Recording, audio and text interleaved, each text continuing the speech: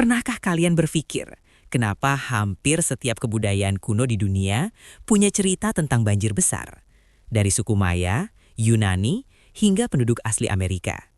Tapi, ada satu kisah yang paling menghebohkan dunia arkeologi.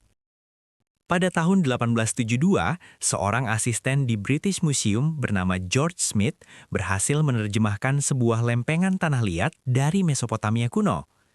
Saat dia membaca baris-baris kalimatnya, dia begitu terkejut sampai melompat dari kursinya saking histerisnya. Apa yang dia baca? Dia membaca kisah tentang seorang pria yang diperintahkan dewa untuk membuat kapal raksasa guna selamat dari banjir besar yang akan memusnahkan manusia. Terdengar familiar? Ya, itu sangat mirip dengan kisah Nabi Nuh.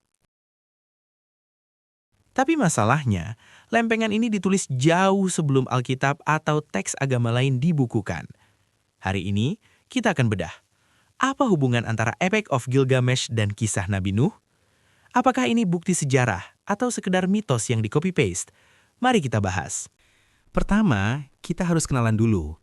Epic of Gilgamesh adalah karya sastra tertua di dunia yang kita kenal. Bercerita tentang Gilgamesh, raja Uruk yang sombong namun takut mati. Dia berkelana mencari rahasia hidup abadi. Dalam perjalanannya, ia bertemu dengan Utnapishtim, satu-satunya manusia yang diberi keabadian oleh para dewa. Utnapishtim inilah yang kemudian bercerita kepada Gilgamesh tentang bagaimana dia bisa abadi. Dia selamat dari banjir besar. Ceritanya begini, Dewa Enlil merasa terganggu karena manusia terlalu berisik dan tidak bisa tidur. Solusinya, musnahkan mereka dengan banjir. Tapi, Dewa Ea membocorkan rencana ini ke Utnapishtim dan menyuruhnya membuat kapal. Utnapishtim membawa keluarganya, harta benda, dan benih dari segala makhluk hidup. Nah, disinilah bagian yang bikin merinding. Kemiripan antara kisah Utnapishtim di lempengan Babilonia ini dengan kisah Nabi Nuh di kitab suci, Al-Quran dan Alkitab sangat detil. Bukan cuma soal ada banjir, tapi detail spesifiknya.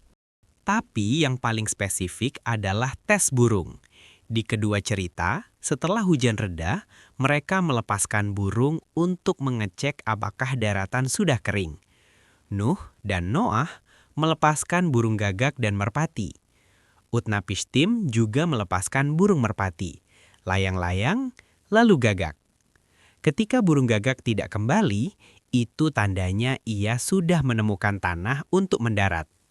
Kalau ceritanya semirip itu, apakah berarti kitab suci hanya meniru mitos kuno? Tunggu dulu.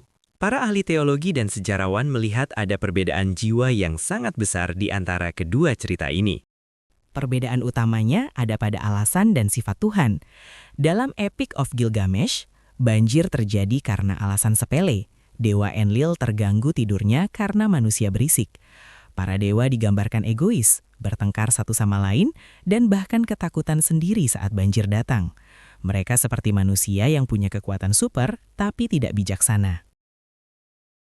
Sebaliknya, dalam kisah Nabi Nuh, banjir adalah bentuk keadilan ilahi. Banjir datang karena kerusakan moral dan kejahatan manusia yang sudah keterlaluan. Tuhan digambarkan maha kuasa, tidak takut pada ciptaannya, dan bertindak berdasarkan keadilan dan moral, bukan karena mood yang buruk. Kisah Gilgamesh dan Nuh mengajarkan kita bahwa manusia purba menyadari kerapuhan mereka di hadapan alam semesta. Apakah kalian tim ini cuma mitos atau tim ini sejarah nyata? Tulis pendapat kalian di kolom komentar ya.